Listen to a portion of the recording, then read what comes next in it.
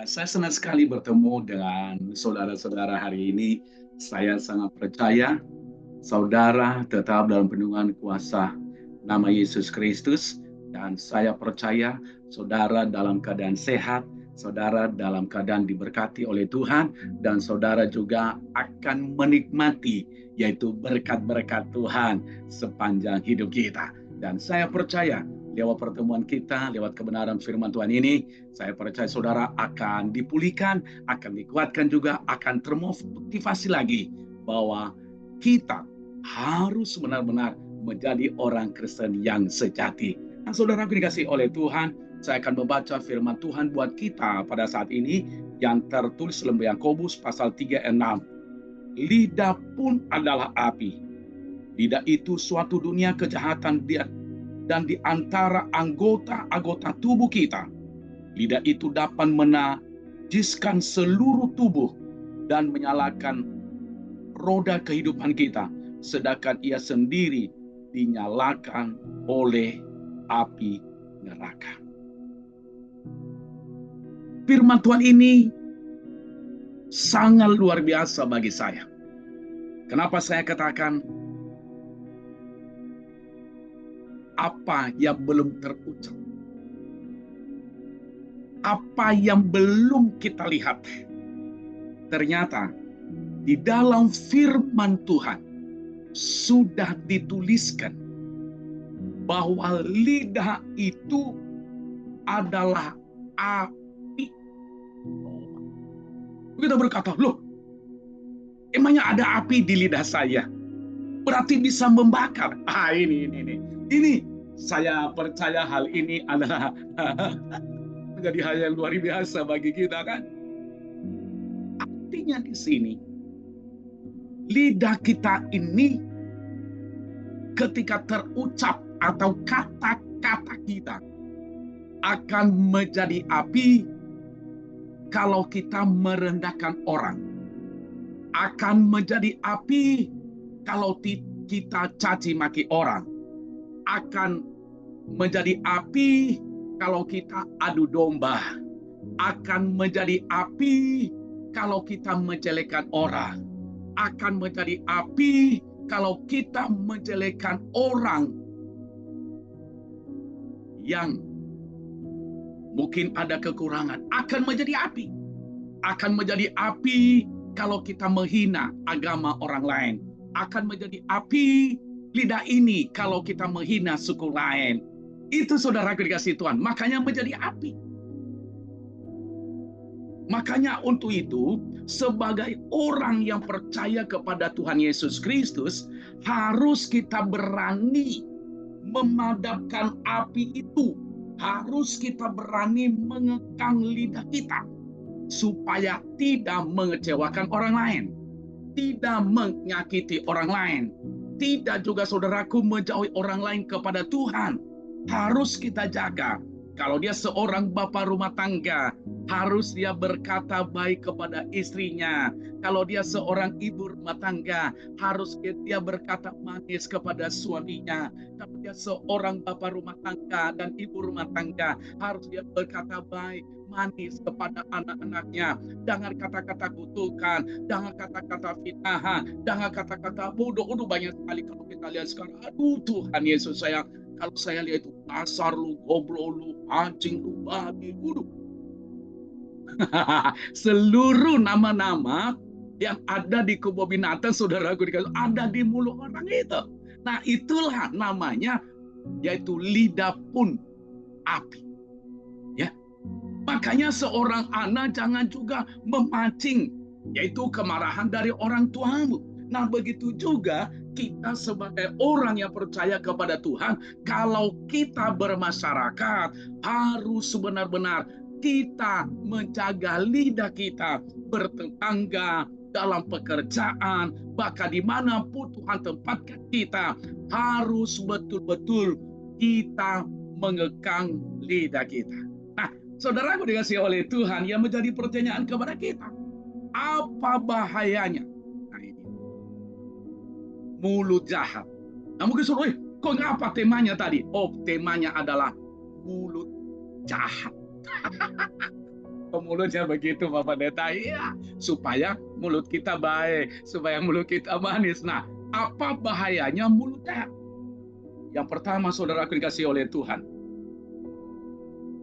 bahayanya adalah akan merusak hubungan kita dengan sesama. Bahayanya ada akibatnya bagi kita, yaitu akan merusak hubungan suami istri, akan bisa rusak. Hubungan orang tua dengan anak akan bisa rusak. Hubungan pendeta dengan jemaat akan bisa rusak. Hubungan pengerja gereja dengan jemaat akan rusak. Hubungan pengerja gereja juga dengan pendeta akan rusak. Kenapa? Karena mulut jahat. Ya. Hubungan mertua dengan mantu akan rusak karena mulut jahat. Hubungan juga yaitu pimpinan perusahaan akan rusak kalau mulut jahat. Makanya saudaraku dikasihi oleh Tuhan, jangan sampai hubungan kita dengan sesama, jangan sampai hubungan kita dengan orang lain, jangan sampai hubungan kita dengan tetangga rusak hanya gara-gara mulut jahat. Ya, hanya gara-gara mulut jahat. Begitu juga dalam berpacaran. Kenapa akhirnya putus? Kenapa sering terjadi perceraian? Karena mulut jahat. Merusak hubungan itu, hubungan suami istri. Suami berkata kasar kepada istrinya. Istri juga berkata kasar kepada suaminya. Apa yang terjadi? Yang dipikirkan. Mereka berkata bercerai. Saudaraku dikasih oleh Tuhan. Makanya hari ini, jagalah mulutmu. Makanya saya baca firman Tuhan yang tertulis dalam Amsal pasal 16 ayat 28. Ya, orang yang curang menimbulkan pertengkaran dan seorang pemfitnah menceraikan sahabat yang karib. Coba. Dan seorang pemfitnah menceraikan sahabat yang karib. Artinya memisahkan. Padahal mereka sudah akrab sekali. Mungkin udah berapa puluh tahun berteman. Hanya gara-gara mulut jahat. Alasnya terpisahkan. Jangan sampai terjadi dalam dirimu hari ini. Jangan sampai terjadi dalam rumah tanggamu hari ini. Jangan sampai terjadi dalam pelayananmu hari ini. Jangan sampai terjadi dalam lingkunganmu hari ini. Hanya gara-gara mulut jahat itu. Apa ditaku kencang suaranya? Iya, supaya bertobat. Nah, itu dia saudaraku dikasihi Tuhan. Nah, yang kedua, bahaya mulut jahat akan menghancurkan diri sendiri. Saudaraku dikasihi oleh Tuhan, artinya di sini mulut jahat bukan hanya menyakiti orang lain, tetapi akan menghancurkan diri sendiri.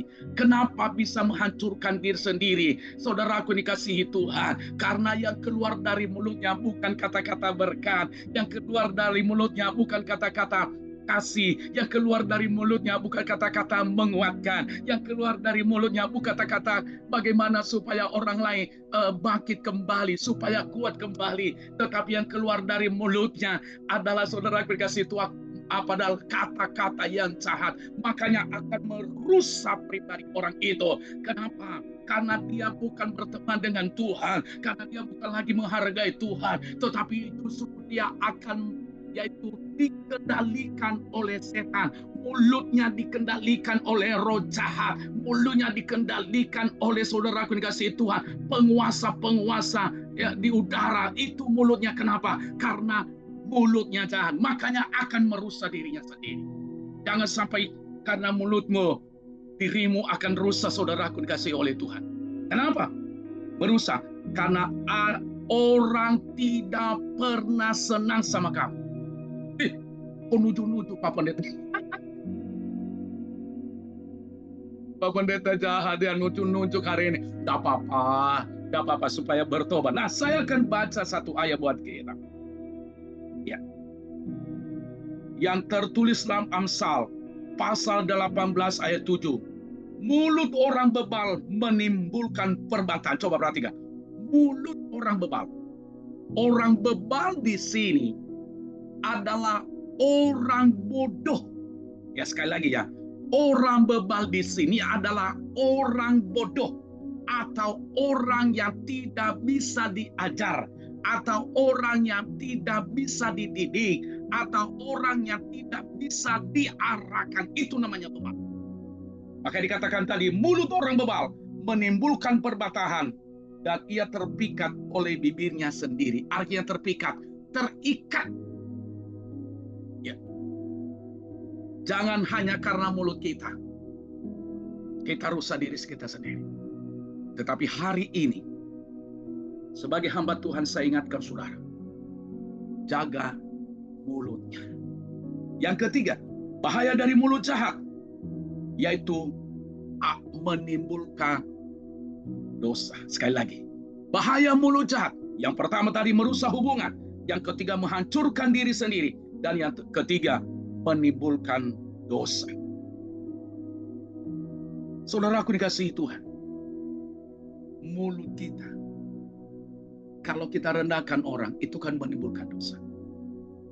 Mulut jahat, kalau kita caci maki orang, akan merusak hubungan kita dengan sesama. Makanya saya akan baca di dalam Matius pasal 12 ayat 36 sampai dengan 37. Tetapi aku berkata kepadamu, setiap kata-kata sia-sia yang diucapkan orang harus dipertanggungjawabkannya pada hari penghakiman. Karena menurut ucapanmu engkau akan dibenarkan, dan menurut ucapanmu pula engkau akan dihukum. Ini saudaraku dikasih oleh Tuhan. Inilah bahaya dari mulut jahat, yaitu menurut ucapan kita apakah kita dibenarkan. Makanya mulai hari ini, mari kita belajar bersama. Saya sebagai pendeta, saya menjaga mulut saya setiap hari. Apakah saya pantas mengucapkan kata ini kepada contohnya junior kita?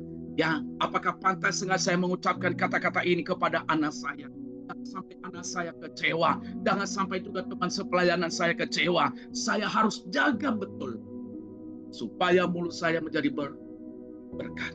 Jadi untuk itu, sebagai hamba Tuhan, marilah kita menjaga mulut kita. Sukses saudara, Tuhan Yesus memberkati.